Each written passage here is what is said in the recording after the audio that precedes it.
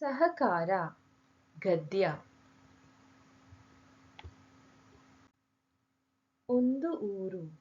ಆ ಊರಿನ ಹೆಸರು ಮಲ್ಲಿಗೆಹಳ್ಳಿ. ಆ ಹಳ್ಳಿಯಲ್ಲಿ ಒಂದು ತೋಟವಿತ್ತು.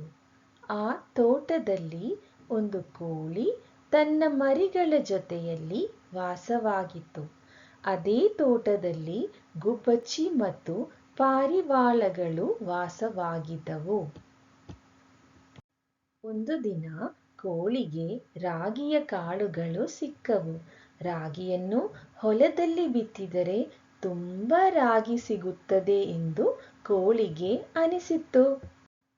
ಕೋಳಿ ರಾಗಿಯನ್ನು ಬಿತ್ತಲು ಗುಬ್ಬಚ್ಚಿಯ ಸಹಾಯ ಕೇಳಿತು.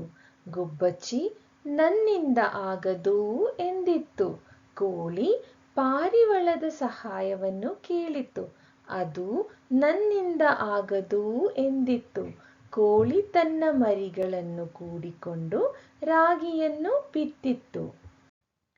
ಕೆಲವು ದಿನಗಳ ಕಳೆದವು.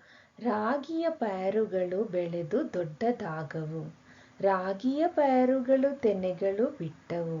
ಆ ತೆನೆಗಳನ್ನು ಕೊಯ್ಯುವ ದಿನ ಬಂದಿತ್ತು. ಕೋಳಿ ರಾಗಿಯ ತೆನೆಗಳನ್ನು ಕೊಯ್ಯಲು ಗುಬ್ಬಚ್ಚಿಯ ಸಹಾಯ ಕೇಳಿತು. ಗುಬ್ಬಚ್ಚಿ ನನ್ನಿಂದ ಆಗದು ಎಂದಿತ್ತು. ಕೋಳಿ ಪಾರಿವಾಳದ ಸಹಾಯವನ್ನು ಕೇಳಿತು. ಅದು ನನ್ನಿಂದ ಆಗದು ಎಂದಿತ್ತು. ಕೋಳಿ ತನ್ನ ಮರಿಗಳನ್ನು ಕೂಡಿಕೊಂಡು ರಾಗಿಯ ತೆನೆಗಳನ್ನು ಕೊಯ್ತಿತ್ತು. ಕಾಳನ್ನು ಸಂಗ್ರಹಿಸಿ ಇಟ್ಟಿತ್ತು. ಒಂದು ದಿನ ಗುಬ್ಬಚ್ಚಿ ಮತ್ತು ಪಾರಿವಾಳಗಳಿಗೆ ತುಂಬಾ ಹಸಿವಾಯಿತು. ಅವು ಕೋಳಿಯ ಬಳಿ ಬಂದು, ಅಕ್ಕ, ತಿನ್ನಲು ರಾಗಿ ಕೊಡು ಎಂದು ಕೇಳಿದವು. ಕೋಳಿ, ನೀವು ಬಿತ್ತಲು ಬರಲಿಲ್ಲ, ಕೊಯ್ಯಲು ಬರಲಿಲ್ಲ, ನಿಮ್ಗೆ ಏಕೆ ರಾಗಿ ಕೊಡಲಿ ಎಂದು ಕೇಳಿತು. ಗುಬ್ಬಚ್ಚಿ ಮತ್ತು ಪಾರಿವಾಳಗೆ ತಮ್ಮ ತಪ್ಪು ತಿಳಿಯಿತು. ಅವು ನಾಚಿ ತಲೆ ತಗ್ಗಿಸಿ ನಿಂತವು. ಕೋಳಿಗೆ ಅಯ್ಯೋ ಪಾಪ ಅನಿಸಿತು.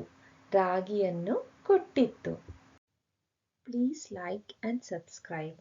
Thank you.